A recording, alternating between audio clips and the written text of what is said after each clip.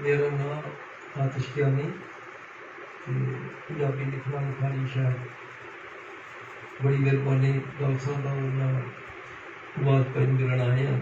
इतने जो असी अदारे ही देखा, मैं बहुत सारिया यूनिवर्सिटियां कॉलेज पढ़ता भी रहा, मशालियां की जाता रहा, मैं इस किस्म का सिस्टम कदे नहीं देखा जिस तरह नाल तरबियत करा रहे हैं। और एक चीज़ भाई जंगीर भी कहा गया कि अपने मैं मारना मैं बाकी मारन वास्ते जोड़े अमली तौर पर पहले आपे करके दसते हैं, उस तो बाद बच्चों को उम्मीद रखते हैं। ये चीज़ मैं कदे नहीं देखी। तो दूसरी चीज़ जो मुझे अच्छी लगी, मेरे सारी गलबात पंजाबी च हुई है। बाबिया की विजडम जो बाबे जो कुछ दस गए हैं, ये नहीं इंग्लिश बाबे सन, पंजाबी बाबे सन, कोई भी बाबिया नाल जुड़त मैं इन्हों की बड़ी मजबूत देखी है। और ये जी चीज़ है ये सानू अपने कल्चर नाल भी जोड़ देती है। और थोड़ी जी गौर करिए, जी सानू पता नहीं साड़ी जी जुबान है पंजाबी, ये दुनिया की 9वीं वड्डी जुबान, दुनिया में तकरीबन इस टाइम 700 नहीं हूँ तो 2000 रह गई। 1901 कोई है सन 6000 जुबान, 2000 इस टाइम प्रचलित ने यानी बोलियां जाती हैं। और उन्होंने साड़ी पंजाबी का 9वां नंबर है। और तिना लिपियां लिखी जा रही है, गुरमुखी च, रोमन च, और तीसरी जी है साड़ी शाहमुखी जिस असी लिखनी है फारसी लिपि च। और ये जाके इस नाल और इसको असीं दूर कर देंगे तो मसलन मुस्लिम कौम जी आबादी के लिहाज में मुस्लिम उम्मा की तीसरी वड्डी कौम, और ये तोड़ के तो मेरा ख्याल है ना मुस्लिम उम्मा तरक्की कर सकती है, ना असीं पंजाब को अगे लैके जा सकते हैं, और ना पाकिस्तान को जो है।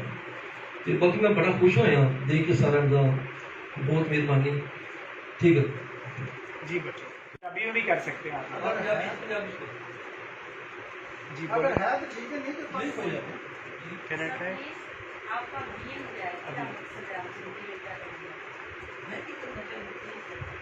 मेरा तो बेटा दसी मकसद तो यही जो तुहाडे सनवाल साहब है कि जो आने वाले वक्त च असीं एक ऐसा लिबरल या मुतदिल माशरा दे सकीए।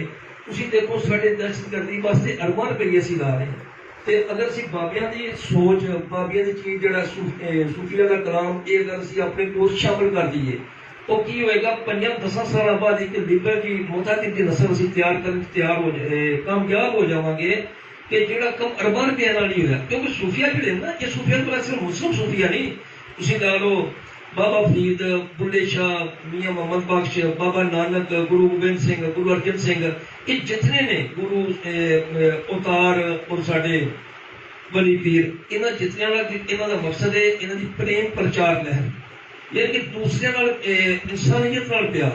और मैंने तो मेरे उस्ताद कोई दसी थी गल, मैं क्या इश्क हकीकी की है। उस्ताद ने सन तनवीर सफराज साहब बैठे सन, मैं सा और एक तजमीर जाफरी साहब साडे जन्म दे सन, मेजर मीर जाफरी साहब से उत्थे किसी सवाल किया कि इश्क हकीकी की है ते मजादी की है। और तनवीर सफराज साहब मैनू बड़ी प्यारी गल लगी, उन्होंने कहा कि एक बंदे का प्यार जड़ा ना वो मजाद है, और पूरी दुनिया ना इस तरह करना जिस तरह तुहानू किसी मतफर का मेरा अपना बेटा बड़ा प्यारा, उंज ही मैनू सारी दुनिया प्यारी हो जाए, मजहब तो उत्ते उठ के रंग नस्ल तो उन्होंने इश्क हकीकी किया जाता है। और जो सूफी साढ़े सूफिया ने या गुरु ने इन्हों की तालीम ही हुई है कि हर बंदे जो जुड़ जाना। तुम देखो असी अपने अपने दादे की कबर से कोई नहीं जाता, माँ प्यो की कबर से कोई नहीं जाता।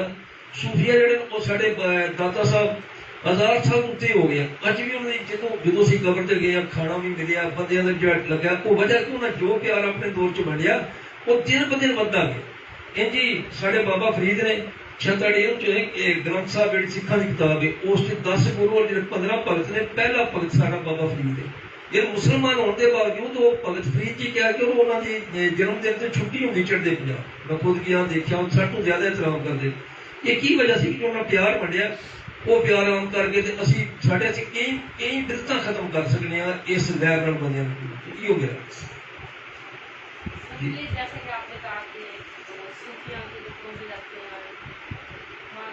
जी जी सर उधर तो जाते हैं, लेकिन प्रैक्टिकल गुरु जो हमें बातें की वो किनसे मजबूरी है।